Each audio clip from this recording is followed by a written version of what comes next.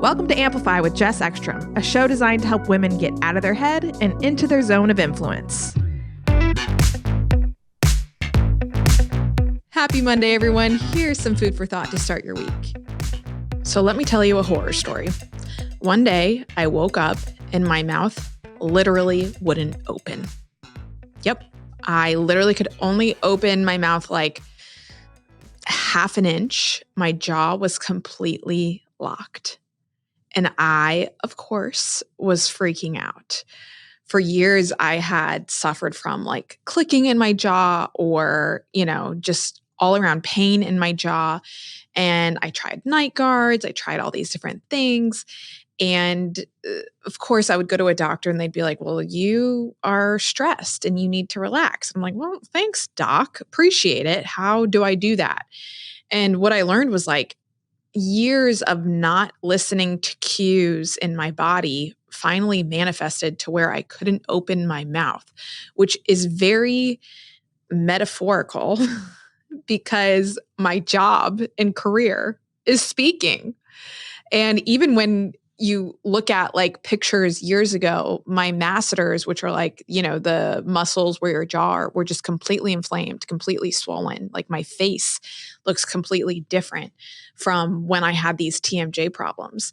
And so the irony around this physical ailment that I was ignoring because of stress, that literally was the thing that threatened my career of being a speaker. And so this idea of like output and input in our work is something that I didn't think about for years. All I was thinking about was output. How do I keep doing more, creating more, showing up, being more to other people? And I didn't once think about how I was filling my cup and treating myself during that time until I literally couldn't open my mouth to do my job. It took lots of doctors, thousands of dollars, all of these different specialists to finally get me back on track. And ever since then, I have vowed to myself to take my input just as seriously as my output. And so what I mean by this is the output is the work. It's the things that you show up and do. It's the books that you write. It's the talks that you give. It's the things that you do in your job. But what's your input? How are you taking pauses? How are you fueling your body? How are you drinking water? How are you unwinding when it's time to unwind? How are you being kind to yourself throughout the day? And I will be the first to tell you that I'm like, okay, Hakuna Matata, like those are things that I would almost exit tab if an article or a blog or something started to talk about meditation or drinking more water. Because I'm like, yeah, I get it. I'm busy. But I think that one of the things that we have to think about is if we want our output to be good, then we have to make our input good. And that's something that can be really hard for overachieving people like myself and maybe you who are listening to this podcast right now, is thinking about what are the things that we are inputting so that we can properly output the work that we want to do. So it wasn't until I had many doctors that helped me figure out this issue with my jaw. And so I started to put some things into place that helped me figure out how I can work and do the things that I want to do with more balance.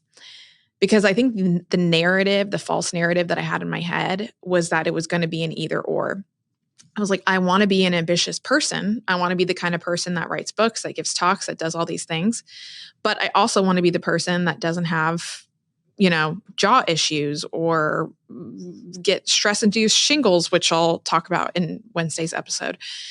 So a couple of the things that I did that have helped me is, first thing is when I wake up in the morning, create before I consume, or have quiet time before I consume.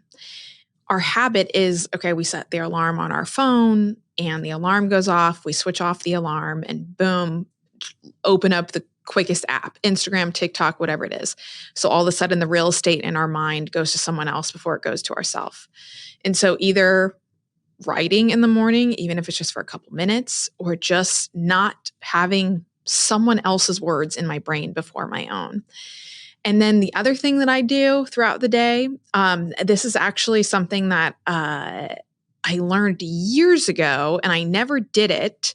But again, when I learned it, I was like, all right, this is not something that I think works for me. But now I'm like, this works. Before I start my day, I look at my calendar and I see who I'm meeting with, and I go through each person that is on the other end of that invite, and I just wish them well. I think about what they're doing. I think about what their life might look like. I think about what their day might look like today, what they have going on. And it helps me like shift my mind from this like ego, go, like fire hose mentality to realizing like everyone that I meet with has their own path that they're walking, has their own stuff that they're doing. I am not the only person on this universe.